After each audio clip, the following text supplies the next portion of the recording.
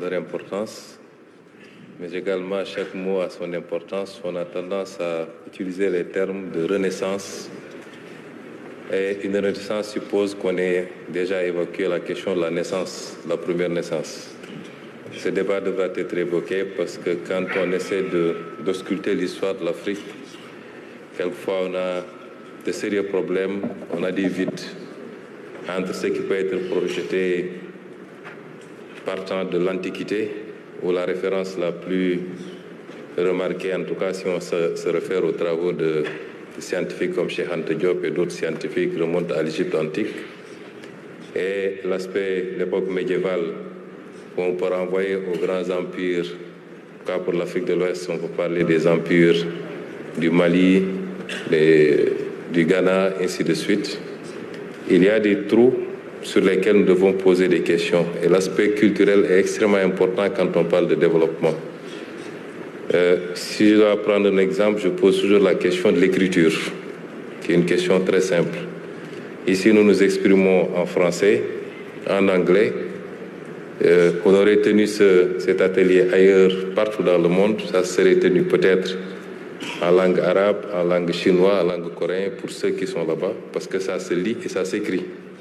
Et nous avons ces vides qu'il faut questionner et qui, même dans la répercussion culturelle, sont devenus aujourd'hui, vont au-delà des emprunts, mais sont devenus des éléments de rivalité entre Afrique anglophone, Afrique francophone, Afrique arabophone, et ainsi de suite.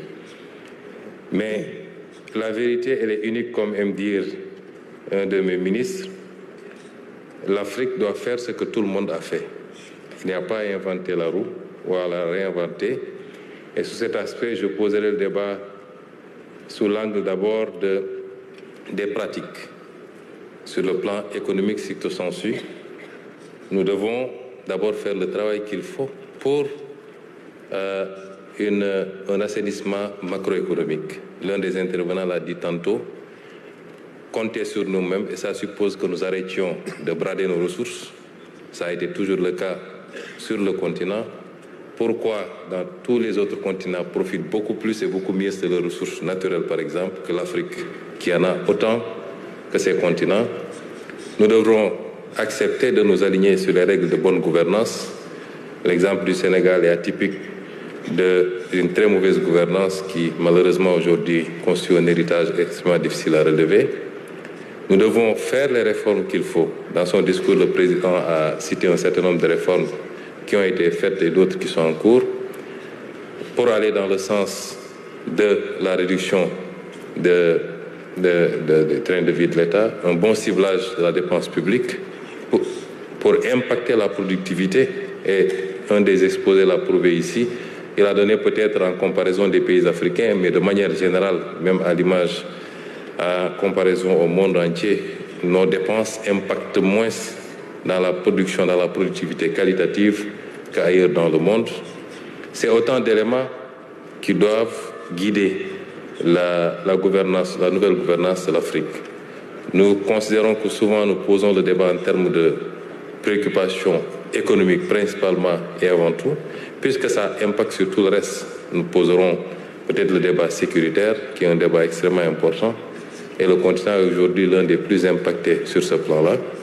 Et si on doit parler de renaissance, c'est l'ensemble de ces facteurs que nous devons impliquer, indexer en termes de réflexion stratégique, et se dire que les mêmes méthodes qui ont marché ailleurs, basées sur la rigueur dans la gestion des affaires publiques, sur le recours ou le retour à l'identité culturelle qui est la nôtre fondamentalement et qui se traduit sur beaucoup de choses. Tout à l'heure, le président a parlé de connectivité. Nous sommes un continent très connecté. Mais est-ce que nous sommes qualitativement connectés?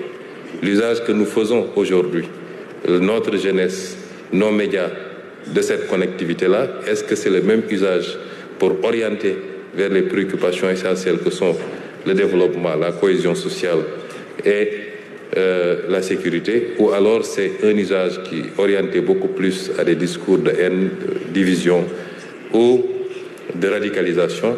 C'est autant de choses qu'il nous faut indexer également, et c'est les défis qui nous interpellent aujourd'hui.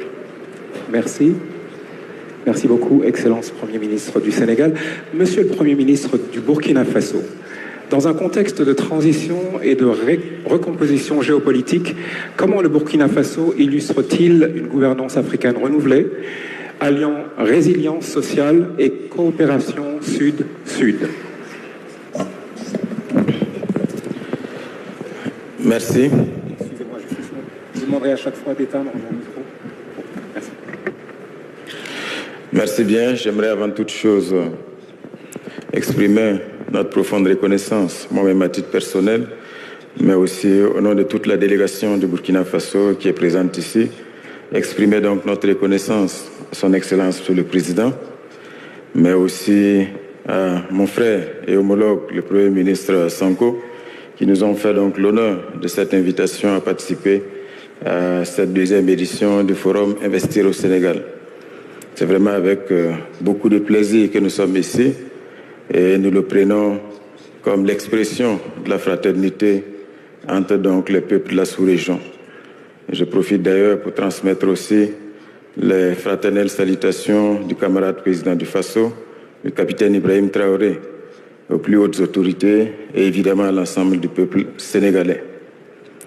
Cela dit, comme vous savez, le Burkina Faso traverse l'une des pages les plus difficiles de son histoire, et au même titre que pratiquement les peuples du Sahel dans leur ensemble. Je vais parler donc du Mali et du Niger. Et dans ce contexte difficile, le Burkina Faso est aujourd'hui dans une dynamique de rupture portée par la révolution progressiste populaire sous le leadership du capitaine Ibrahim Traoré. Et quand on parle de révolution, il est évidemment question de rupture dans les manières de faire. Et cette rupture se matérialise sur la première priorité qui est la sécurité du Burkina Faso.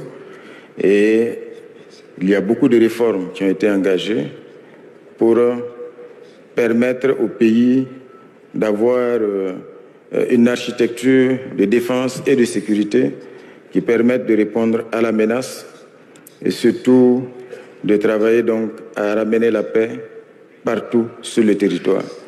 Et grâce aux actions qui ont été entreprises en termes donc de restructuration de l'appareil militaire et sécuritaire, grâce aux moyens mobilisés par le peuple pour équiper son armée, grâce au leadership du chef de l'État, aujourd'hui, nous avons une dynamique très positive de reconquête du territoire. Et aujourd'hui, cette dynamique-là ne fait que s'amplifier. Mais nous sommes conscients d'une chose, et le président l'a toujours dit également, la lutte contre l'insécurité ne doit pas se limiter juste au combat sur le plan militaire, parce que nous savons que l'insécurité prospère également là où il y a bien sûr la pauvreté, là où il y a les injustices, là où il y a la misère.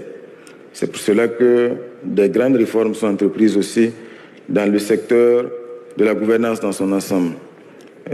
Aujourd'hui, que ce soit l'administration, que ce soit le secteur des mines, que ce soit aujourd'hui tout ce qui concerne aussi la redistribution, bien sûr, des ressources du pays, il y a beaucoup de réformes entreprises.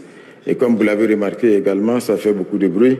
Le Burkina Faso, tout comme nos frères de l'AES, nous avons rompu un certain nombre de chaînes qui étaient là à travers donc des accords injustes qui étaient donc en vigueur dans notre pays. Et surtout, nous avons travaillé à être les maîtres du destin du peuple burkinabé. Je pense que mon frère, le Premier ministre Sanko, l'a dit. Aujourd'hui, nous devons faire attention à ce que l'investissement ne soit pas l'autre nom de l'exploitation. Parce que malheureusement, quand on subit les choses, et surtout quand on est tenu par des accords injustes, évidemment, les richesses du pays ne peuvent pas profiter aux citoyens, aux fils et aux filles du pays. L'autre vision également que nous avons aujourd'hui, et je pense que ça, c'est vraiment le combat de notre génération. Le Premier ministre l'a ébauché également. Quand on parle de renaissance aujourd'hui, nous avons subi trop d'injustices. Je veux parler de l'Afrique dans son ensemble. Cet après-midi, plaise à Dieu, grâce aux bons soins de mon frère le Premier ministre Sonko, avec l'autorisation de son Excellence Monsieur le Président, nous irons à Tcharoy pour nous incliner et rendre hommage à nos pères qui ont été malheureusement massacrés. Je pense qu'il n'y a pas de terme plus approprié. Et aujourd'hui, nous devons nous mettre debout pour briser toutes les chaînes. Parce que le vrai problème aujourd'hui, c'est de se rendre compte que la souveraineté, personne ne va nous octroyer la souveraineté. Que ce soit sur le plan économique, que ce soit sur le plan militaire et sur tous les aspects, nous devons, dans un esprit de sacrifice, mener le combat pour briser toutes les chaînes. Et je peux vous assurer que tant que ces chaînes ne seront pas brisées, nous pouvons tourner toutes les théories que nous voulons, toutes les richesses que nous allons produire, la sueur de notre front ne profitera pas à nos populations, ça profitera toujours au même maître. Donc, c'est pour dire aujourd'hui que nous sommes dans cet élan-là. Il faut aussi reconquérir nos identités. Important. Il faut que les jeunes Sénégalais soient fiers d'être Sénégalais. Il faut que les jeunes Burkinabés soient fiers d'être Burkinabés. Et pour conquérir cette fierté, il faut qu'ils connaissent son histoire. Il faut que il ne soit pas en admiration des héros venus d'ailleurs. Il y a des héros au Sénégal. Il faut qu'ils les connaissent. Il faut qu'ils s'identifient. Sinon, malheureusement, et je vais terminer par là, nous avons aujourd'hui tous les schémas qui sont là pour perpétuer la logique de la domination. Quand vous prenez l'éducation, malheureusement, je ne connais pas très bien le système éducatif ici au Sénégal, mais je peux le dire pour le Burkina Faso, nous préparons les jeunes à l'immigration. Parce que depuis l'école primaire au secondaire, il ne connaît pas son pays, il s'identifie à des héros venus d'ailleurs, et les modèles de développement qui lui sont présentés, ce sont les modèles de développement venus d'ailleurs. À cela, si on ajoute l'hégémonie médiatique, qui construit évidemment des modèles de réussite venus d'ailleurs, vous avez des jeunes qui ont les pieds à Ouagadougou, à Dakar, mais en réalité, leur esprit est ailleurs. Parce qu'ils pensent qu'ils ne croient pas en leur pays. Donc je pense que c'est vraiment un combat profond à gagner. Et je pense que c'est vraiment le préalable pour que nous puissions aujourd'hui rentrer dans une dynamique vertueuse pour toute l'Afrique et faire en sorte aussi que nous nous rendions compte que les frontières ne sont que des lignes artificielles et que les lignes artificielles sont des lignes de fragilité, de vulnérabilité, d'affaiblissement. Et il y en a qui profitent justement de ces lignes artificielles. Donc nous ne devons pas les transformer en murs. Nous devons faire en sorte aujourd'hui d'avoir une zone harmonisée afin que le Burkinabé puisse aller et venir, que le Sénégalais puisse aller et venir, que les ressources du Sénégal profitent à toute la sous-région, les ressources du Burkina Faso, parce que nous avons tout. Je dis l'Afrique est un continent béni. Le moment est venu de nous en rendre compte et de faire en sorte véritablement de transformer tout cela. Merci. Merci.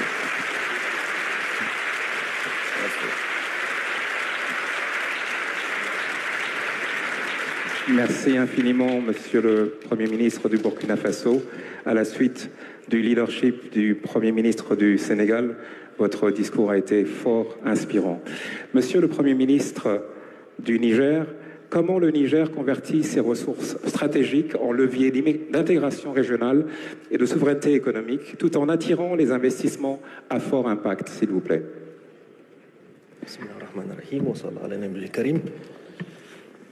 Permettez que je remercie le président de la République du Sénégal, mon frère et ami, le Premier ministre Sonko, de nous avoir fait l'honneur de nous inviter à cet important événement.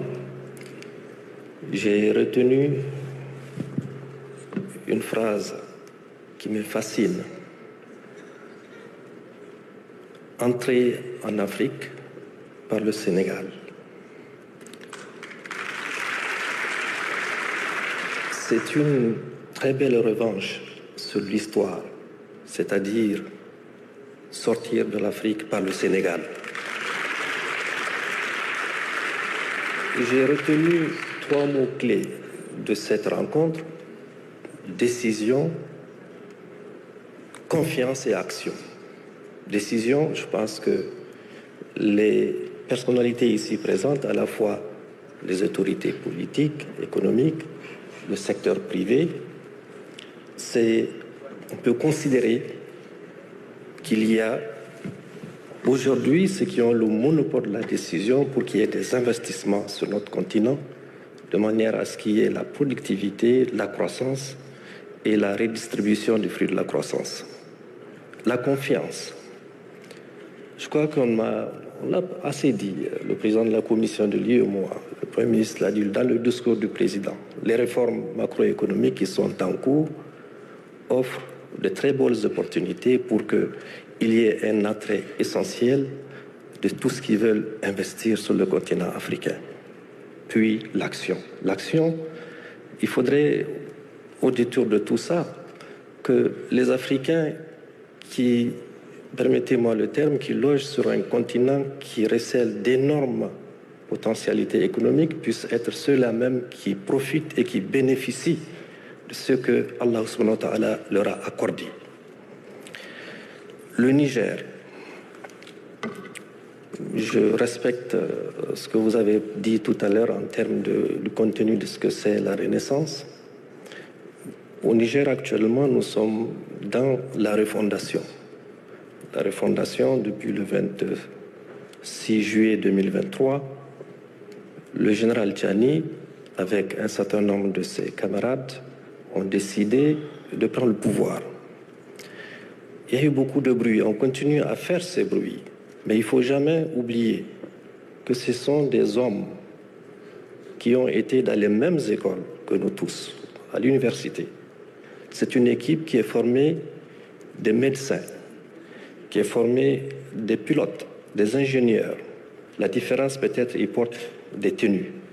Mais depuis 2 ans et demi, ils conduisent une réforme avec l'appui de tous nous autres, qui nous avons l'intime conviction, nous mèneront à la délibération totale de notre pays et au-delà de notre continent.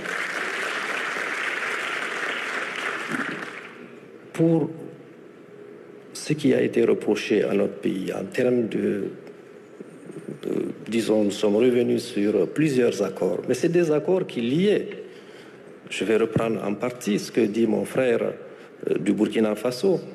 Si vous reprenez tous les accords militaires, tous les accords économiques, à un moment donné, nous avions une dizaine de pays qui ont leur base, qui ont leurs militaires, des soldats sur notre territoire. Et si vous regardez, le contenu, c'est de dire que nous sommes là pour vous aider à lutter contre le terrorisme. Mais si vous faites le point, le Niger, c'est 1 267 000 km². On sait exactement où se trouvent les terroristes. C'est à l'ouest du pays où les enfants ne peuvent plus aller à l'école. C'est à l'est du pays. Mais toutes ces bases ne sont jamais allées du côté de ces endroits où on a réellement les terroristes. Alors qu'est-ce qu'ils sont venus faire? C'est pour ça que le général Tchani a dit vous devez ramasser vos affaires et partir de chez nous. Aujourd'hui, il n'y a pas un seul soldat étranger sur notre territoire. La doctrine de l'armée nigérienne, c'est 0 soldat sur notre territoire. Nous avons un pays qui recèle d'énormes potentialités. Si on parle de l'énergie, je viens de parler de la superficie de notre territoire, il est grand. Nous avons le soleil quasiment 365 jours de l'année. Nous avons des eaux souterraines, semble-t-il, les plus importantes du continent. Nous avons du gaz, du pétrole.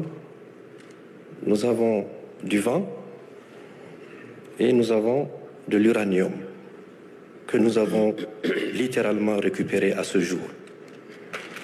Cet uranium, pendant plus de 50 ans, a alimenté plusieurs centrales au-delà dans le monde.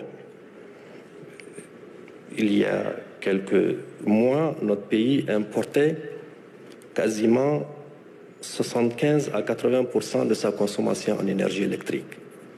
Je pense que vous êtes au courant, quand il a été sanctionné, on a coupé l'électricité. À ce jour, nous importons moins de 30% de notre consommation. L'objectif, c'est dans 1 an, 2 ans, c'est de satisfaire justement à ce besoin de consommation en énergie électrique. L'agriculture, c'est plus de 15 millions de terres arables. C'est des eaux. Le chef de l'État a mis en place une politique de grande irrigation. Je voudrais vous donner un seul exemple. Tous les ans, il y a une période qu'on appelle période de soudure, au cours de laquelle, pendant plusieurs années, il faut tendre la main et demander de l'aide pour pouvoir satisfaire aux besoins alimentaires de la population. Cette pratique de grande irrigation, cette année, a permis de se passer de cette aide-là, parce que nous avons pu faire de la production à partir des eaux valorisées dans chacune de nos 8 régions, et par la grâce de Dieu, nous avons même constitué des réserves alimentaires que nous sommes en train de déstocker pour les rendre disponibles auprès des populations qui doivent les acquérir à prix modéré. C'est pour dire que tout investisseur qui le désire, au moins sur ces 2 secteurs qui sont l'énergie et l'agriculture ou le développement agricole dans son ensemble, il y a de la place. Nous avons pris toutes les mesures pour revoir le cadre légal, le code des investissements qui a été revu, qui permettent aujourd'hui de donner des facilités d'investissement. Il y a également toutes sortes d'initiatives pour assurer à l'investisseur, évidemment, la rentabilisation de tout ce qu'il aura à investir. Donc c'est pour dire qu'il y a beaucoup de perspectives importantes. Avec le Mali et le Burkina, nous avons formé la Confédération des États du Sahel. Il ne faut pas voir ça comme en termes des États qui veulent s'isoler. Non. C'est une décision bâtie sur une conviction d'un peuple qui dit qu'il faut arrêter, il faut briser la chaîne. Et je pense que c'est ça que l'Afrique doit faire dans son ensemble. Parce que Dieu nous a doté des ressources, nous pouvons nous prendre en charge. Maintenant, on reste ouvert à tous ceux qui veulent venir investir. Il faut qu'ils sachent que c'est terminé la période où on vient, on prend, on s'en va, c'est terminé. Je vous remercie. Merci.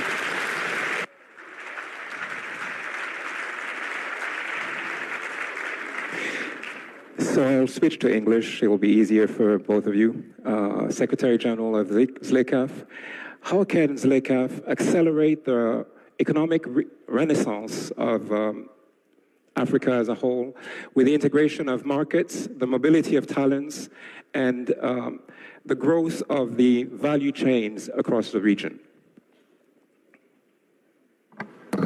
Well, thank you very much. I'm very happy to be Je suis ravi d'être au Sénégal.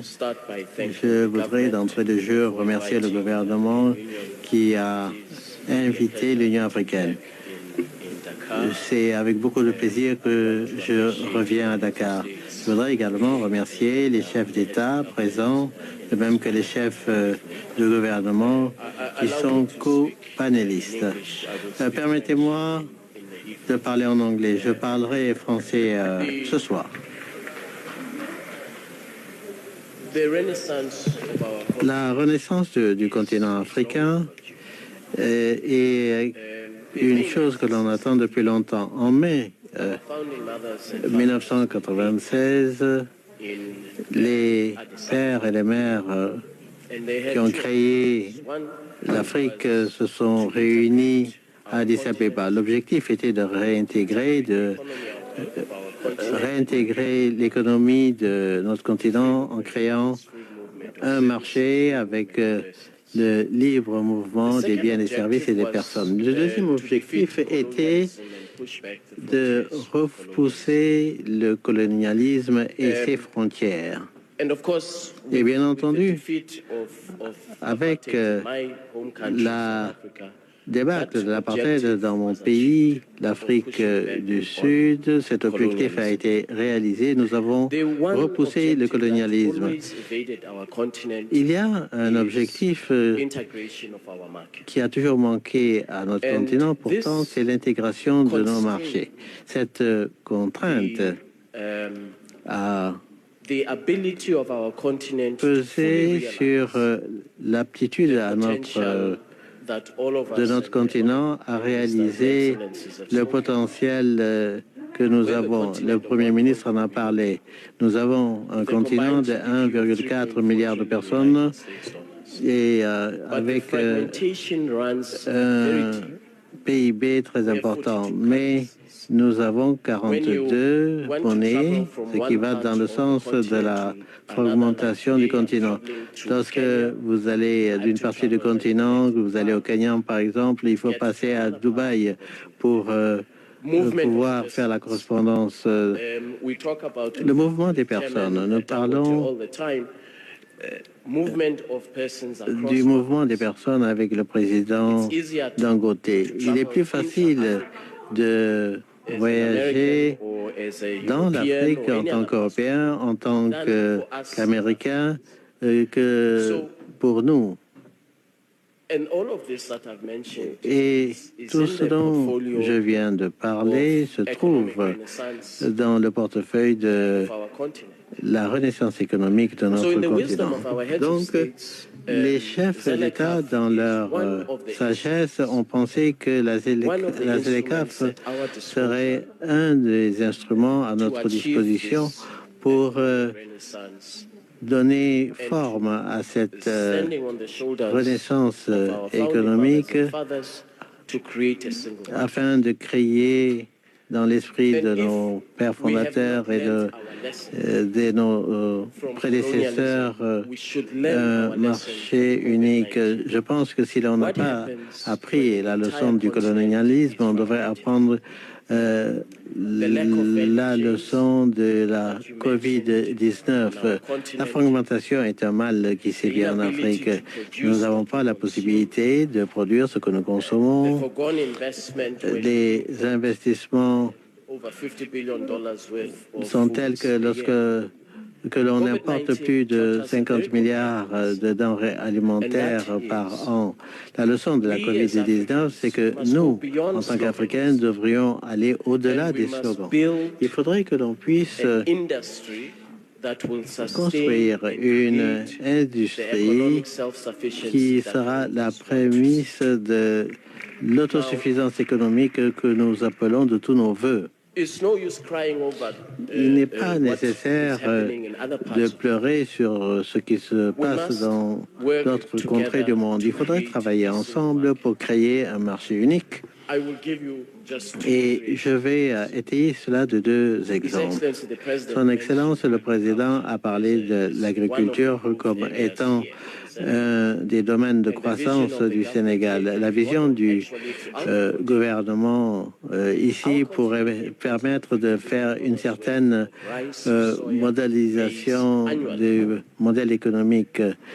Chaque année, nous importons plus de 50 milliards de dollars pour importer des céréales. Et pourtant, il y a d'autres spéculations. Il y a du maïs en Éthiopie, en Zambie, ailleurs. Depuis 1960, des contraintes ont été vécues.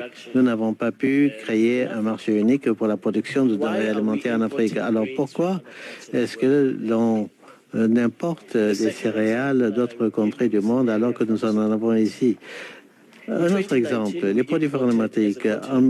En 1990, nous avons importé à hauteur de 20 milliards de dollars de produits pharmaceutiques. Et en réalité, cela veut dire que nous perdions l'innovation, l'emploi, la santé publique, etc. Donc, nous sommes vraiment au cœur de l'initiative que l'on devrait créer ici. Il faudrait que les choses se passent ici en Afrique, que vous soyez producteur de produits alimentaires ou de produits agricoles, il faudrait que vous produisiez à partir de l'Afrique. Dernier exemple, l'exemple des paiements. La souveraineté économique de notre continent, pendant très longtemps, a été telle que l'on y a renoncé. Nous avons 42 monnaies, comme je l'ai dit.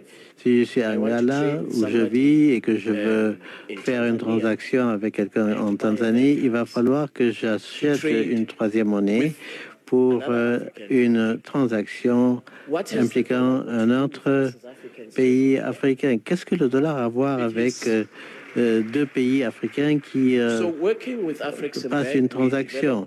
Au niveau d'Afriximbank, eh bien, nous avons mis un système de paiement et de règlement africain qui permet des paiements numériques en monnaie locale, afin que vous ne soyez pas obligé d'acheter une troisième monnaie. Vous pouvez, avec votre homologue sur une autre partie du continent africain, procéder à une transaction sans qu'une troisième monnaie soit impliquée. Donc, il nous faut créer, introduire des outils qui permettraient à la ZLECAf d'être une réalité. La réalité qui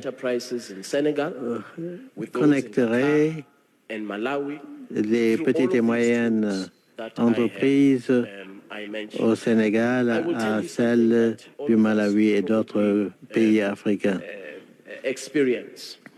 Par expérience, je vous dirais que le coût de la logistique et de l'infrastructure en Afrique reste prohibitif. C'est un autre poids sur la croissance des PME. Il faut, avec les institutions de développement et de finances, que nous introduisions des mécanismes de financement du commerce afin que la renaissance ait pour moteur les petits paysans, les petites et moyennes entreprises, une dynamique locale. Je pense que la ZLECAf devrait être accélérée au niveau de sa mise en œuvre et de son intervention. Enfin, des moindres, il nous reste un peu de temps pour une seule question. Président Aliko Dangote, ravi de vous revoir. Vous avez ici au Sénégal, vous avez investi et vous êtes passé par toutes les étapes pour procéder à cet investissement. Quelles sont les leçons que vous avez retenues, leçons qui permettraient aux champions africains de donner forme à la perception mondiale pour démontrer que le continent est prêt et intéressé stratégiquement pour des opportunités d'affaires. Vous avez, en plus du Sénégal, investi dans 17 pays africains, donc vous êtes bien placé pour en parler. Merci beaucoup. Tout d'abord, je voudrais remercier Son Excellence qui m'a invité à participer à ce forum. Je pense que je l'ai rencontré l'année dernière à New York. Il m'a parlé de ce forum. Excellence, je vous remercie donc beaucoup pour m'avoir invité à participer. Je salue aussi les autres autorités présentes. Je pense que l'une des questions sur laquelle il faut se pencher concerne les champions de l'économie africaine. Il faudrait que l'on investisse dans notre continent. Nous faisons de grosses erreurs et nous tournons toujours vers les investisseurs étrangers. Les investisseurs étrangers ne viendront que lorsque les investisseurs locaux auront investi. Cela, il faut le retenir. Si les Saoudiens ne n'investissent pas dans leurs économies, eh bien, il me sera très difficile d'aller d'investir en Arabie Saoudite. Donc, il faudrait que l'on prenne l'initiative, que les autres suivent. Nous avons besoin d'appui d'autres partenaires parce que nous ne pourrons pas seuls donner toute l'envergure que l'Afrique doit avoir, mais pour qu'ils viennent, il faudrait que l'on montre la voie et il faudrait que l'on démontre que nous avons foi à notre continent et que notre continent est ouvert pour faire des affaires. Parce que tous ces risques et ces risques perçus, eh bien, nous savons comment les contourner. C'est la raison pour laquelle nous sommes présents partout, nous investissons. Il y a 4-5 jours, nous avons lancé notre première usine de 2,5 milliards de dollars, une usine durée et une usine de gaz et d'Éthiopie. Ngodé également, nous avons investi. Si nous ne prenons pas ce risque, eh bien, personne ne le fera. Si nous ne montrons pas la voie, si nous ne montrons pas que nous, Africains, croyons en l'Afrique, personne ne viendra investir. Il faudrait que nous ayons d'abord foi en l'Afrique. Autre chose que je vous invite à regarder, il faudrait que l'on puisse s'inspirer de l'expérience des autres pays. Nous avons des difficultés de visa. Il va falloir que ces questions de visa soient résolues afin que d'autres investisseurs puissent venir librement investir, co-investir. Je crois que son Excellence, Dr. Faleh, ministre des investissements de l'Arabie Saoudite, Excellence, merci beaucoup pour votre soutien. Si vous appuyez le Sénégal, cela équivaut à appuyer l'Afrique. Merci beaucoup pour l'appui que vous apportez. Avant, le visa le plus difficile à obtenir était le visa de l'Arabie Saoudite. C'était très difficile, mais aujourd'hui, c'est le visa le plus facile à obtenir.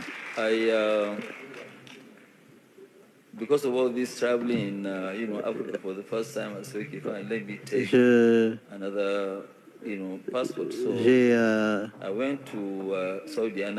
été en Arabie Saoudite, je pensais que j'avais un visa valable parce que je voyage beaucoup, mais lorsque je suis arrivé en Arabie Saoudite, je me suis rendu compte que mon visa avait déjà expiré. Mais parce que j'avais un visa britannique, en 7 minutes, ils m'ont accordé un visa parce que j'avais un visa britannique. C'est ce qu'il faut se faire, il faut s'ouvrir. Si je vais à la Umrah, très souvent, je vais pour des raisons religieuses en Arabie Saoudite. Si vous allez à la Mecque ou à Médine, eh bien, il n'y a plus de saison basse. C'est toujours plein de personnes. Ils ont ouvert leurs économies. Mais en Afrique, c'est très difficile. Il faut s'assurer que l'on se départisse des questions de visa, qu'il y ait la libre circulation des biens et des services. Même voyager revient très cher, comme mon frère l'a dit ici, pour aller de Lomé à Accra, ça vous coûte $600. Comment voyager à $600 pour 21 minutes? Par exemple, pour aller de Lomé au Mali, parfois je suis obligé de passer par Paris. Cela n'a pas de sens. Il faut s'ouvrir. Il y a beaucoup d'opportunités, mais ces opportunités ne peuvent être exploitées que lorsqu'il y aura des gens qui prennent des risques avec leur capital. Il faut donc que des institutions de banque fortes soient créées, il faut que le secteur manufacturier soit développé, l'agriculture également, de même que l'éthique. L'infrastructure, oui, cela existe, mais nous n'avons pas des banques fortes pour financer l'infrastructure. Donc, dans une certaine mesure, nous avons le capital et il faudrait que des étrangers viennent pour être des partenaires. Aucun étranger ne va investir ici en Afrique si l'on ne montre pas la voie. Peut-être les Chinois. Et c'est ce que nous, champions, faisons. Nous montrons la voie de l'investissement en Afrique par les Africains. Merci. Parler l'anglais également, mais je vous laisse le mot de conclusion pour faire la Monsieur le Premier ministre, je sais. Panel. Merci, Monsieur le modérateur. Je pense que la principale préoccupation qui a été exprimée ici tourne autour d'une notion de plus en plus chère à tous les Africains, c'est celle de la souveraineté, qui n'est pas exclusive en réalité. Il ne faut pas l'entendre comme ça. Aujourd'hui, nous sommes dans un forum pour attirer des investisseurs, les inciter à s'intéresser à l'Afrique, de manière générale au Sénégal. Porte de sortie, jadis, comme disait mon homologue, et porte d'entrée, nous l'espérons. Et dans notre conception, nous n'avons jamais conçu le Sénégal comme un îlot. Quand on parle du Sénégal et partout où on va, c'est comme on parle du Sénégal comme d'une plateforme dans un cadre intégré, sous-régional et africain, puisque nous parlons de ZLECAf de plus en plus, et indépendamment des processus politiques. Et c'est pourquoi je me réjouis de la présence ici de mes homologues du Burkina et du Niger. Ça, c'est les processus politiques. Mais nous avons des destins liés. Et quel que soit l'aboutissement, une confédération de l'AES, nous continuerons de manière bilatérale et comme dans un cadre plus large, à travailler comme si de rien n'était avec nos frères des autres pays.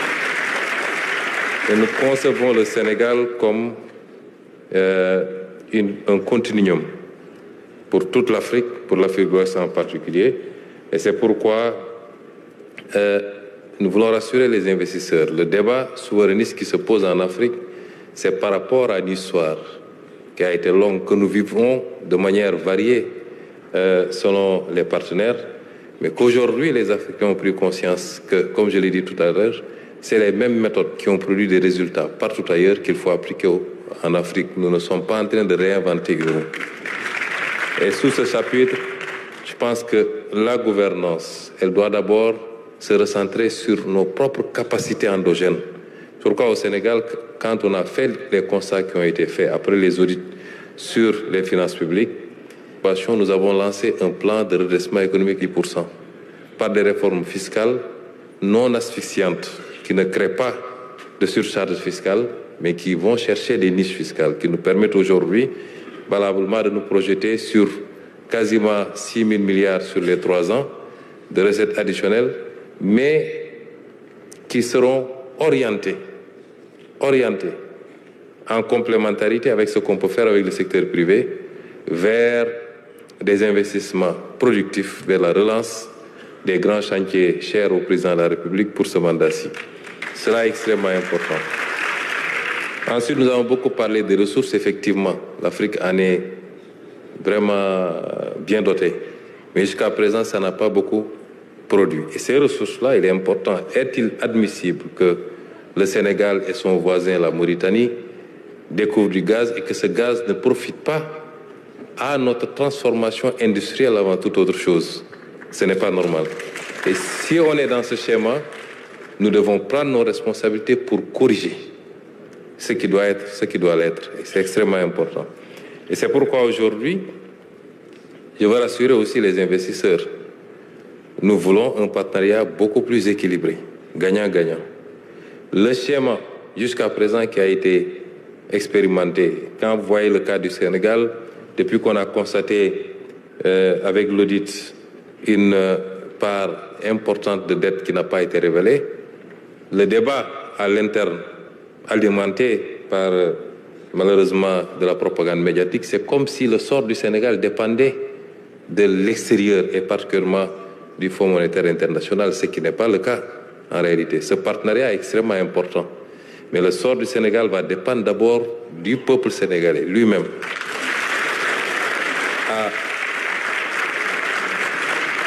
À faire le sursaut qu'il faut à travers ce plan de redressement économique et social.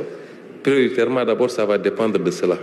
Ça va dépendre des efforts d'assainissement budgétaire que nous allons faire et qui nous crédibilisent nous-mêmes vis-à-vis de nos partenaires. Ça va dépendre certainement du réexamen d'un certain nombre de facteurs, notamment intégrer ce qui doit l'être en termes budgétaires pour avoir la réalité qu'il faut. Et ça dépendra en définitive, en dernier ressort, de ce qu'on pourra avoir comme accord avec des institutions comme le FMI, qui ne règlent pas notre problème. Ce n'est pas un accord de 1,8 milliard de dollars avec le FMI qui règle les problèmes budgétaires du Sénégal, mais c'est peut-être un cautionnement pour nous permettre d'aller dans des conditions beaucoup plus sereines vers le marché et rassurer également les investisseurs. Et j'en profite aussi pour dire que, en tant qu'Africains, nous sommes de fervents défendeurs du multilatéralisme. Mais il y a des pans entiers du multilatéralisme qu'il faudra revoir. Aujourd'hui, même pour les grandes puissances, la capacité à collaborer avec un pays va dépendre beaucoup plus de l'onction d'un certain nombre d'institutions, quand bien même sur le plan bilatéral, vous vous rendrez compte que les conditions sont réunies pour coopérer avec ce pays-là. Mais on va dire, nous attendons l'avis du FMI, nous attendons, et ça va déteindre aussi sur la notation. Je pense qu'aujourd'hui, une réflexion très profonde doit être initiée sur ce plan-là. Mais ce que je voulais dire en définitive, c'est que les pays africains doivent compter sur eux-mêmes d'abord. Et c'est cela qui va rassurer les partenaires qui viendront beaucoup plus aisément pour cela. Et la question du financement de nos économies, la question du capital primitif, elle se pose. Mais le schéma, on n'a pas un schéma unique. La manière dont l'Occident, par exemple, à travers l'Europe et son excroissance vers l'Amérique, la manière dont ça s'est fait à partir de l'exploitation, il faut le dire, la traite, la colonisation, qui ont servi à alimenter la révolution industrielle et le décollage, n'est pas le même modèle que l'Asie, qui n'a pas fonctionné peut-être sur cette même base. Mais aujourd'hui, vous allez en Chine, ça s'est beaucoup plus fait sur l'ouverture à l'investissement direct étranger, l'assainissement de la gestion publique, ainsi de suite. Et nous devons choisir notre modèle, fabriquer notre modèle par nous-mêmes. Et ce modèle-là, à mon avis, se fera par une bonne gestion de nos ressources, une bonne réappropriation de nos ressources naturelles, une discipline budgétaire sans faille, un train de vie qui correspond à nos capacités et privilégier maintenant le partenariat, l'investissement direct étranger sur la dette, une certaine forme de dette, tendre la main à nos partenaires internationaux en leur disant le cadre est assaini, il est incitatif, venez investir pour un partenariat gagnant-gagnant. Nous ne tendons pas la main, nous ne voulons pas de dons. Ce que nous voulons, c'est qu'ensemble, nous co-construisons un développement qui soit mutuellement bénéfique et non un système tel que nous l'avons vécu jusqu'à présent, qui consiste à venir pomper les ressources en Afrique, les rapatrier ailleurs. Comme je disais dans une de mes publications, les ressources, il y a une libre circulation des ressources, mais on refuse la libre circulation des personnes. Et c'est ça qui nous a conduit peut-être à ce schéma-là. Mais cela ne nous dédouane pas aussi de nos responsabilités, de la responsabilité de nos autorités. Il faut du courage politique dans les prises de décision. Prenons un exemple très simple, la monnaie pour la zone Afrique de l'Ouest. Et je demande à nos autorités, on a 2 présidents de la République ici présents dans la salle, il nous faut avancer sur ces questions-là qui ont été résolues partout ailleurs dans le monde, quelquefois de manière unitaire, pour ne pas dire la plupart du temps. Combien de pays ont une zone monétaire commune? C'est très peu. C'est pratiquement l'exemple qu'on a, c'est l'Afrique de l'Ouest et l'Afrique centrale. Pourtant, les autres pays s'en sortent plus ou moins. Nous connaissons les problèmes, nous savons les réformes qu'il faut faire. Depuis des années, c'est posé sur la table, mais il y a un manque de courage politique. Et il est temps que nos autorités prennent des responsabilités pour faire les réformes.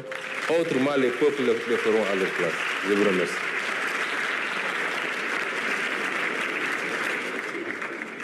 Merci infiniment, Monsieur le Premier ministre du Sénégal, Monsieur le Premier ministre du Burkina Faso, Monsieur le Premier ministre du Niger, Monsieur le Secrétaire général de la SDCAF, and Chairman Aliko Dangote. Thank you very much. Please give them a big round of applause. Thank you. Merci infiniment pour ce panel de qualité. Merci beaucoup. Placé sous le signe de la renaissance africaine, des mots forts, des appels forts à l'engagement des autorités. On peut chaleureusement les raccompagner.